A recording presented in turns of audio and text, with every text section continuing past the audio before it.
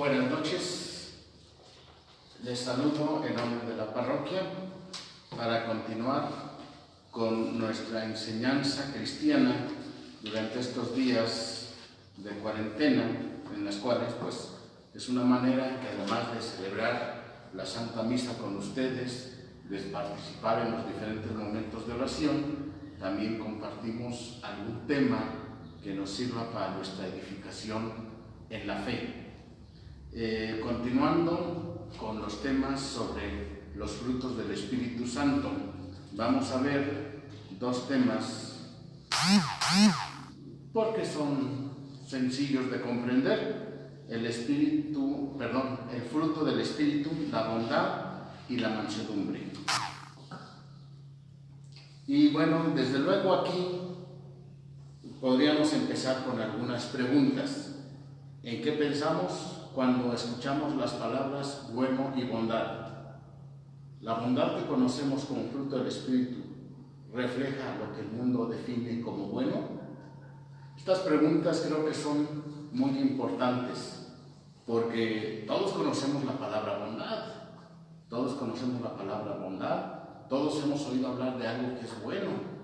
Sin embargo, a veces, y en nuestra época sobre todo, a veces no se tiene mucha precisión sobre el sentido de estas palabras. ¿Por qué? Porque vivimos en un mundo muy relativista, un mundo que a veces crea sus propios conceptos. Y a veces que crea sus propios conceptos me refiero de manera individual o de manera de algún grupito. ¿Qué quiero decir con esto? A veces cada quien quiere entender las palabras de acuerdo a su propia forma de pensar, y conceptos como bondad, como bueno, sucede mucho eso. Alguna vez alguien decía, es que cada quien tiene su idea de bondad. Sí, pero también hay que tomar en cuenta que no todas las formas de pensar son correctas, porque también eso decía alguien una vez, es que cada quien tiene su forma de pensar. Sí, pero no todas las formas de pensar son correctas. Y si yo voy a acuñar ciertas palabras o ciertos conceptos de acuerdo a mi forma de pensar, primero tengo que tomar en cuenta que mi forma de pensar puede ser que no sea la correcta. Más bien habría que ver en qué se basan mis conceptos, en qué se basan mis ideas, si hay fundamentos reales o no los hay. Porque, por ejemplo, a veces podemos recibir mensajes muy confusos acerca de lo que es bueno. Esto que voy a decir enseguida, el ejemplo que voy a poner, pues es una total aberración, y sin embargo hay quien piensa así. Algunas personas dicen que es bueno, por ejemplo, tener una relación ilícita para ponerle emoción a la relación cuando se tienen problemas en el matrimonio. Hay quien piensa de esa manera y dicen, por lo tanto es bueno. Pues por supuesto que no lo es, por supuesto que no es. Otros dicen que es bueno disfrutar y jugar el papel de cualquier fantasía, no importa lo depravada y antinatural que sea, mientras no lleve a cabo tal fantasía. Ideas como esas están totalmente fuera de lugar, y sin embargo hay quien las defiende, hay quien está de acuerdo con esas ideas y quieren justificar la bondad de esa manera. Desde luego que no es aceptable. Por eso, la idea de bondad, la idea de bueno, tiene que partir de la idea de Dios. Recordemos que en uno de los evangelios alguien llega y le dice al Señor Jesús, y concretamente es el joven rico. Lo podemos ver en el Evangelio de Mateo, allá por el capítulo 17, cuando le dice, maestro bueno. Y el mismo Señor Jesús, ¿por qué me dices bueno? Solo Dios es bueno. Cuando Jesús habla de esa manera, no es porque esté negando la bondad que hay en él, simplemente quiere subrayar que toda la bondad viene de Dios. Y por lo tanto, para que algo sea verdaderamente bueno, tiene que partir de Dios, al menos en parte.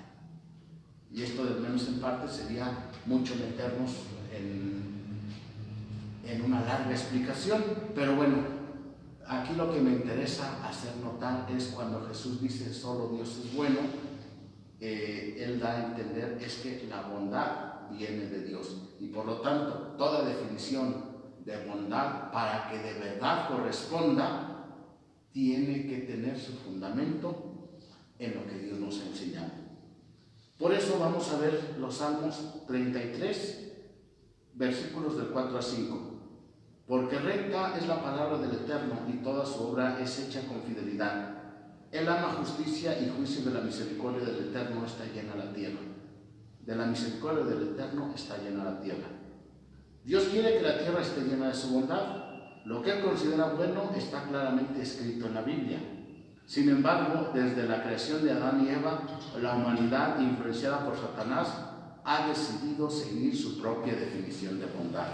Efectivamente, el demonio, desde que tienta a Adán y Eva, les hace creer que comer del árbol de la ciencia del bien y del mal va a ser bueno, y por eso lo comen. ¿Por qué? Porque piensan que es bueno.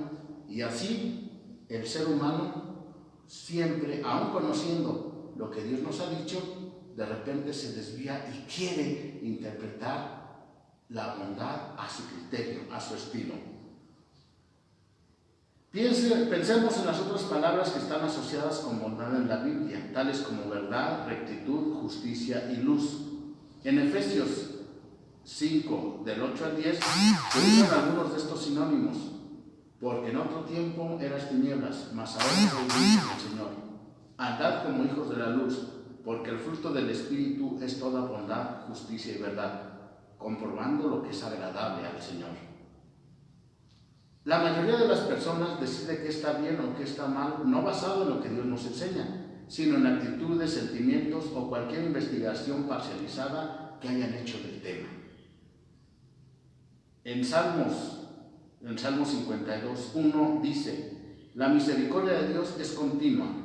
¿Cuál es esa bondad? Implica un compromiso total de lo que está bien sobre lo que está mal y lo correcto sobre la maldad. La bondad, al igual que el fruto del Espíritu que se describe en Gálatas 5:22, también conlleva hacer el bien generosamente a los demás. Entonces, nuevamente en estas palabras seguimos viendo la idea fundamental de esta parte que hemos estado reflexionando. La bondad viene de Dios, pero el ser humano siempre quiere entender la bondad de acuerdo a sus criterios. Incluso aquí nos decía, de acuerdo a actitudes, sentimientos o cualquier investigación parcializada que hayan hecho del tema. Si alguien investigó solamente una parte y quiere generalizar eso, pues se caen generalmente en errores. Volvemos a insistir, y esa idea que nunca se nos olvide: la bondad viene de Dios y todo lo que es bueno viene de Dios. Perdón. Volvemos a otra pregunta, o más bien vayamos a otra pregunta. ¿Por qué Dios quiere que manifestemos bondad? Dios es bueno y quiere que crezcamos en el fruto del Espíritu de bondad para que seamos como Él. Una frase que se repite a menudo en Salmos 107 dice: entonces clamaron al Eterno en su angustia y los libró de sus aflicciones. Los dirigió por el camino derecho para que viniesen a ciudad habitable. Alaben la misericordia del Eterno y sus maravillas para con los hijos de los hombres. Esto lo podemos confrontar en los versículos 6 al 8 de ese Salmo 107. Nuestra bondad debería ser algo por lo cual deberían estar agradecidos los otros seres humanos, de la misma manera que nosotros debemos estar agradecidos por la increíble bondad que Dios tiene con nosotros. ¿Cuál es la alternativa? ¿Qué es lo opuesto a la bondad? ¿Qué pasa cuando decidimos que está bien o que está mal basados en los valores de un mundo tergiversado por Satanás que nos odia? Juan 8:44 dice: vosotros sois de vuestro padre el diablo, y los deseos de vuestro padre queréis hacer. Él ha sido homicida desde el principio y no ha permanecido en la verdad, porque no hay verdad en él. Cuando habla mentira, de suyo habla, porque es mentiroso y padre de mentira. ¿De verdad pensamos que el padre de las mentiras le va a decir al mundo lo que realmente significa ser bueno? no es muy probable. Por ejemplo, Satanás les mintió a Adán y a Eva, convenciéndolos de que ellos se iban a beneficiar si comían del fruto del árbol del conocimiento del bien y del mal. El mundo sigue influenciado actualmente por el engaño concerniente a lo que está bien o mal según Satanás. Por ejemplo, hay quien habla que la eutanasia es buena, hay quien habla que el aborto es bueno, que los anticonceptivos son buenos. Sé que al decir esto, pues muchos están en mi contra, pero precisamente por esto que estamos viendo, es que el demonio te convence de que hay cosas que están buenas cuando no es así. Por eso hace un momento mencionaba, sé que al decir esto muchos van a estar en desacuerdo conmigo, sí, pero lo que viene de Dios se tiene que seguir diciendo. Dios quiere que mostremos su bondad de acuerdo a sus mandamientos, a su carácter. En Deuteronomio 6:24 dice: y nos mandó el Eterno que cumplamos todos estos estatutos y que temamos al Eterno nuestro Dios, para que nos vaya bien todos los días y para que nos conserve la vida como hasta hoy. Dios sabe que es lo mejor para nosotros. Él creó lo bueno. Debemos seguir la bondad de Dios, la misma que ha mostrado con nosotros, para evitar ser cortados de un reino venidero regido por la bondad. Romanos 11:22. ¿Por qué quiere Dios que manifestemos bondad? Porque es bueno para nosotros y para los que nos rodean. Debemos ser luz de lo que es realmente moral, los mandamientos beneficiosos y la rectitud de Dios. Finalmente, Dios quiere que mostremos bondad porque Él es bueno y quiere que nosotros seamos como Él y que seamos sus hijos por siempre. Esto lo vemos en Romanos 8 al 16-17. Ejemplos de bondad que debemos de seguir. 2 reyes de Judá se mencionan por haber tenido bondad. La historia del primer rey, Ezequías, la encontramos en 2 de Crónicas 29 hasta el 32. Heredó el reino de un perverso gobernante, su padre.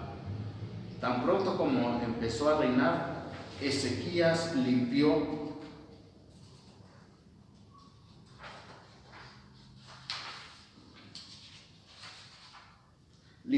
el templo de todo el abandono y desprecio al cual había sido sometido, restaurando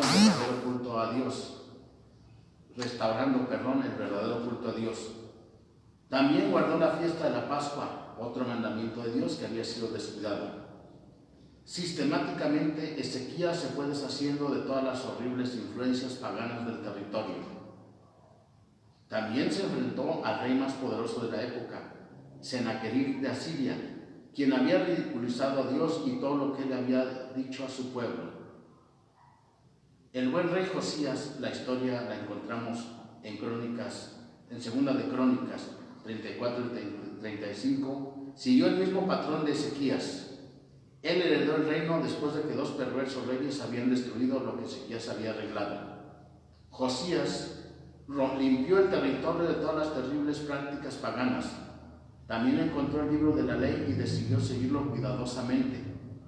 Así como Ezequías, Josías restauró la verdadera adoración en el templo y preparó una memorable fiesta de la Pascua. El ejemplo de estos 2 reyes nos muestra que a pesar de que nuestro entorno, incluso nuestras propias familias, no sea buena, podemos ser bondadosos aferrándonos a los estatutos de Dios. Esto qué importante es, porque a veces nosotros ponemos como pretexto el entorno que hay a nuestro alrededor, el entorno social, el entorno familiar, como pretexto para no vivir de acuerdo a los criterios de Dios. Y sin embargo, el ejemplo de estos 2 reyes nos muestra que es posible. Y yo creo que hablamos del ejemplo de ellos, pero sin duda que todos conocemos situaciones de personas que vivieron en entornos no tan favorables, pero aún así pudieron vivir los criterios de Dios. Esos ejemplos siempre los hay, y a veces muy cerca de nosotros. Es necesario saberlos descubrir. Así como hay ejemplos dignos de repasar y de imitar, también hay ejemplos que hay que evitar. ¿Qué pasó entre el reinado de Ezequías y el reinado de Josías? ¿Por qué Josías tuvo que rehacer todo lo que había hecho Ezequías? Desafortunadamente el hijo de Ezequías, Manasés, la historia también la encontramos en 2 de Crónicas 33, no fue conocido por su bondad. Aunque Manasés se arrepintió al final de sus días, por muchos años causó daños irreparables y maldad por todo el territorio. Volvió a traer al pueblo todas las repugnantes influencias paganas y sus prácticas, incluyendo los sacrificios de niños, hechicería, brujería y magia negra. Las demás naciones que estaban en esta área pensaron que esas prácticas eran normales y buenas, pero Dios las odiaba. Manasés llegó al punto de edificar un altar pagano en el templo de Dios. Amón, su hijo, también fomentó esas prácticas malignas cuando fue rey. Puede que estos ejemplos parezcan extremos, pero Manasés simplemente hacía lo que los que estaban a su alrededor hacían. Sin embargo, al seguir lo que otros definían como bien y como mal, estaba convenciendo a Judá de hacer el mal, que es todo lo contrario al concepto que Dios tiene de bondad. Debemos revisar las ideas que este mundo tiene de lo bueno y después pensar en Isaías 5:20. Hay de los que a lo malo dicen bueno y a lo bueno dicen malo, que hacen de la luz tinieblas y de las tinieblas luz, que ponen lo amargo por dulce y lo dulce por amargo. Bien, yo creo que estos ejemplos nos muestran una realidad que es muy palpable, en nuestros días. El cómo, pues lo que ya decíamos, ¿verdad? Hay quien quiere entender la bondad de acuerdo a sus criterios, de acuerdo a sus estilos o de acuerdo al entorno. Esto que leía, por ejemplo, Manasés hacía lo que estaban a su alrededor hacían, siguiendo lo que otros definían como bien y como mal. Esto como me recuerda a frases que hoy escuchamos mucho. ¿Por qué haces tal cosa, fulanito o fulanita? Pues todos lo hacen, todos lo hacen. Como querían decir, si los demás lo hacen, pues entonces está bien. No. El bien no se define por cómo piensen los demás, sino cómo piensa Dios. Alguna vez yo a alguien le decía, bueno, si esos que dices que piensan de esa manera o actúan de esa manera son más sabios que Dios, entonces sí les creo.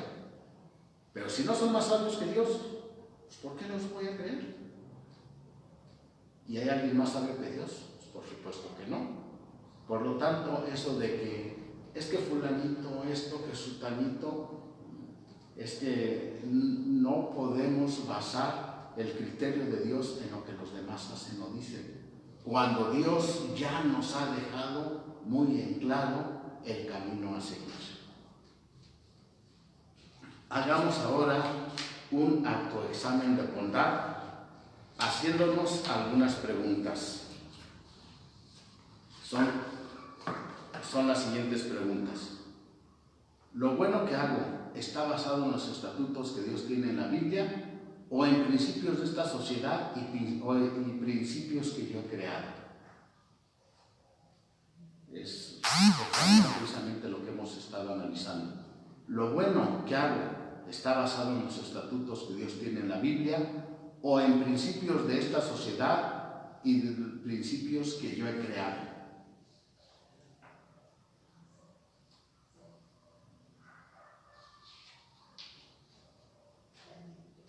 Segunda pregunta. ¿De qué manera mis acciones reflejan el camino de la vida correcto de Dios? ¿De qué forma mis actos muestran la ley de Dios?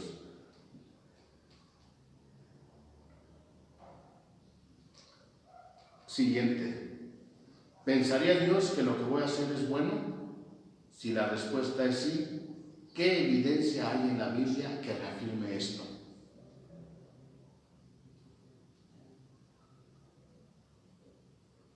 Esa pregunta yo creo que es fundamental. ¿Qué evidencia hay en la Biblia que reafirme esto? Es decir, que lo que yo hago es bueno. Otras preguntas. ¿Soy justo? ¿Soy imparcial? ¿Soy fiel con los mandamientos de Dios? ¿Soy generoso para hacer el bien a los demás? Varias preguntas que creo que nos dejan mucho que reflexionar. A lo mejor se me olvidan algunas de las preguntas que he hecho, pero creo que una o dos que nos recordemos y que la analicemos nos pueden dejar una gran reflexión. ¿Cómo podremos mostrar más bondad? Ya que somos una propaganda ambulante de Dios y su bondad, entonces debemos pensar cuidadosamente en nuestros actos, pensamientos y palabras. ¿Cómo podemos estar seguros de que estamos mostrando la bondad de Dios? Debemos investigar y tener datos acerca de las actividades, tradiciones o filosofías en las que estamos involucrados. Ahondemos en los antecedentes y la aplicación de estas áreas de nuestra vida y veamos si son agradables a Dios o no. Por ejemplo, muchas fiestas tradicionales que se celebran actualmente, que afirman alabar a Dios, involucran las mismas antiguas tradiciones paganas que la Biblia, que Dios dice que odia. Hay que orar para poder entender y discernir de manera acertada entre las versiones tergiversales de bondad que vemos a nuestro alrededor todos los días y la verdadera bondad que viene de Dios. Analicemos las posibilidades en la vida a la luz de los mandamientos más importantes. Pregúntese, ¿cuando hago esto estoy amando a Dios con toda mi fuerza y todo mi corazón? Los 4 primeros mandamientos. ¿Y cuando hago esto estoy amando a mi prójimo como a mí mismo? Del 5º al 10º de los 10 mandamientos. Esas preguntas abarcan todos los 10 mandamientos. Nuestro ejemplo perfecto para todo el fruto del Espíritu, Jesucristo, fue el modelo y la definición de bondad demostrado por un ser humano. Ya no como ser humano, ahora está sentado en el trono de Dios, deseoso de ayudarnos en nuestra vida. Usemos todos su ejemplo y su ayuda para luchar y crecer en el espíritu de la bondad. Son de esta manera las reflexiones que podemos hacer referentes a el fruto de la bondad, fruto que viene del Espíritu. Aquí también quizás sería bueno mencionar, hay mucha gente que tiene una bondad natural. Eso es bueno, desde luego, pero cuando esa bondad la hacemos crecer con la acción del Espíritu Santo, llega a ser todavía mucho mayor. Por eso, pues, creo que todos tenemos algo de bondad. Finalmente, fuimos creados por Dios y la Sagrada Escritura en el libro del Génesis dice, y vio Dios que todo era bueno. Todos tenemos algo de bondad, una bondad natural, que en muchos se ha perdido por la presencia del mal en el mundo, pero esa bondad que tenemos puede crecer por obra del Espíritu Santo y llegar a ser todavía mucho mayor.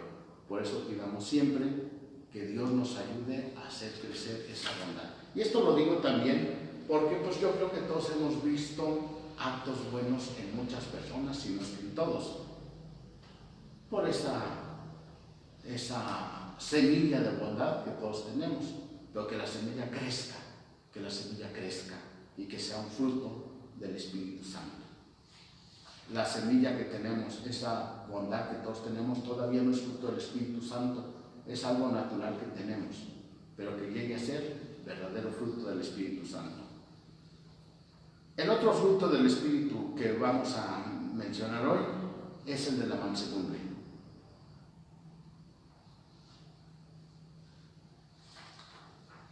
Cuando escuchamos la palabra manso, nos imaginamos a una mamá que toma a su pequeño hijo de la cuna, lo sostiene suavemente, le acaricia su cabeza, lo mueve despacio y lo sostiene sin apretarlo demasiado. También podemos pensar en un arqueólogo dentro de una excavación desenterrando artefactos paciente y cuidadosamente, con suaves movimientos de sus delicados instrumentos. Ahora imaginemos a la mamá agarrando al bebé por la pierna y sacándolo de su cuna como un bulto de papas.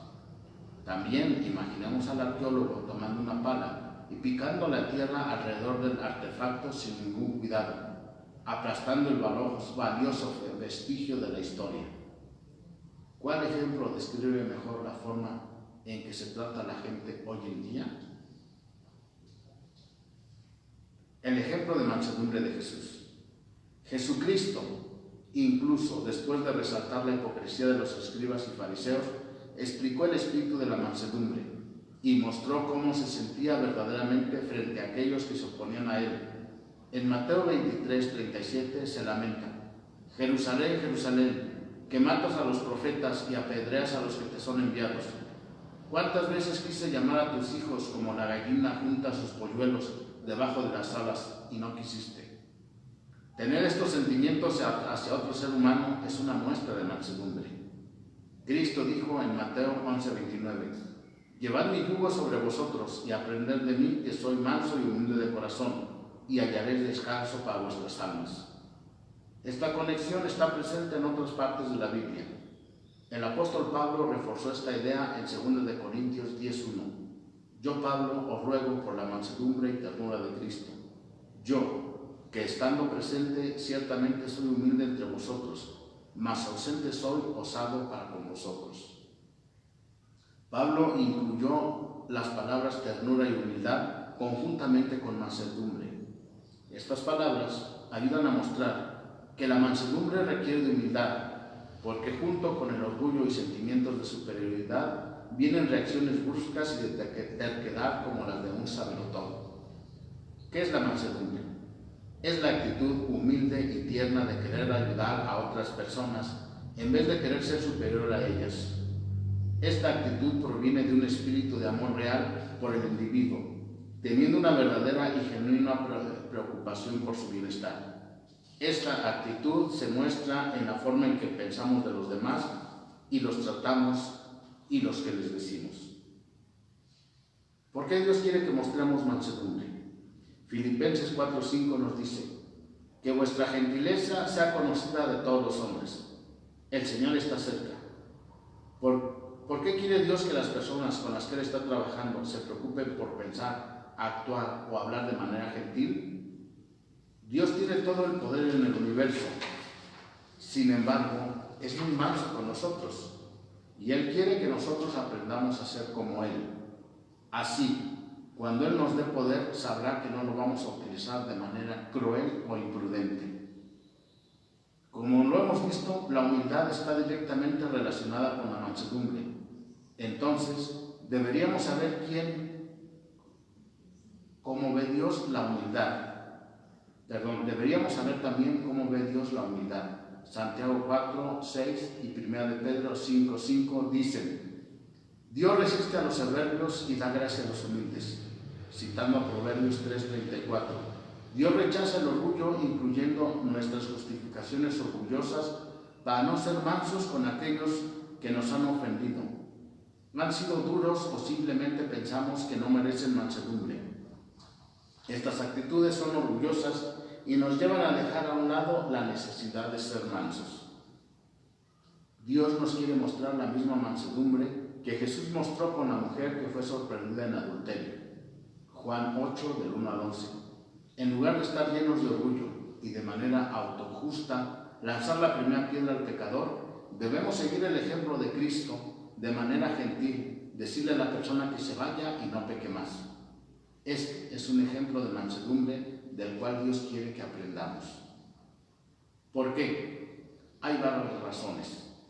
Dios es abrumadoramente amable con nosotros cuando pecamos y necesitamos corrección. Y Él espera que nosotros seamos igual con los demás. También la mansedumbre demuestra al mundo que el camino de los encuentros violentos y las situaciones regidas por las emociones no son las mejores. Dios también quiere que mostremos mansedumbre, porque los seres humanos necesitan un toque amable para poder cambiar verdaderamente sus vidas y volverse a Dios.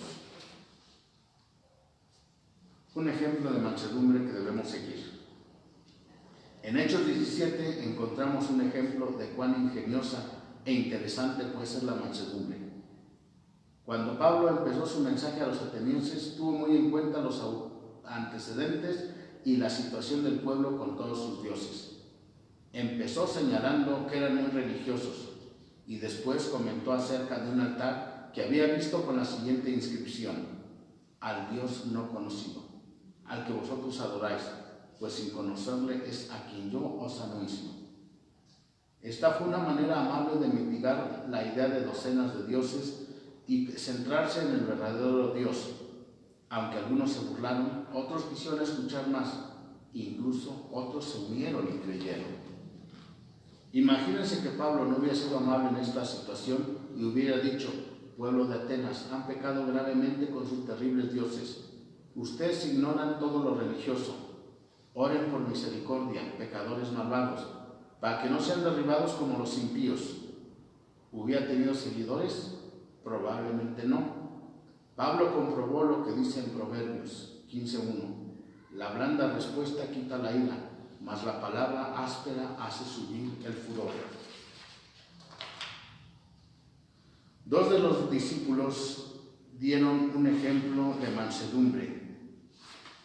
La historia en Lucas 9:51 al 56 involucra a Jesucristo viajando con sus discípulos hacia Jerusalén. Cuando intentaron pasar a través de una aldea samaritana, sus habitantes no los quisieron recibir porque su aspecto era como de ir a Jerusalén. Jacobo y Juan, que también eran conocidos como los hijos del trueno, en Marcos 3:17, le preguntaron a Jesús: ¿quieres que mandemos que descienda fuego del cielo, como hizo Elías y los consuma? Jesús los reprendió y les dijo: vosotros no sabéis de qué espíritu sois, porque el Hijo del Hombre no ha venido para perder las almas de los hombres, sino para salvarlas. Jesucristo estaba interesado en servir a esas personas, no en venganza ni en demostraciones orgullosos de poder. Él demostró lo que dice en Ezequiel 33:11. Diles: vivo yo, dice el Eterno al Señor, que no quiero la muerte del impío, sino que se vuelva el impío de su camino, y que viva. Volveos de vuestros malos caminos. Juan y Jacobo, a quienes Jesús les había dado el sobrenombre de hijos del trueno, tenían mucho que aprender del ejemplo de Jesús, ayudando gentilmente a estas personas a arrepentirse. Hagamos ahora también un autoexamen de mansedumbre. ¿Fui manso en las situaciones que enfrenté hoy? Si no, ¿por qué? ¿Fue orgullosa mi forma de razonar? ¿Muestro con los demás la misma mansedumbre que Dios muestra conmigo? ¿Cómo? ¿Me describen como gentil las demás personas o me describen como crítico e insolente? ¿Por qué? ¿Animo gentilmente a que la gente no peque más o de manera autojusta arrojo la primera?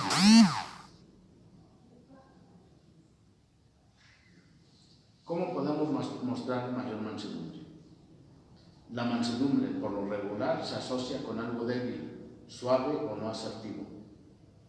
Pero cuando vemos que se considera un resultado fruto del Espíritu Santo de Dios actuando en nuestras vidas y que ser manso requiere la fuerza del autocontrol, consideración, tacto y preocupación, lo vemos de una manera totalmente distinta. Actualmente los ejemplos de mansedumbre son cada vez más escasos. ¿Cómo mantenernos por encima de este mundo cruel, duro y airado que nos rodea?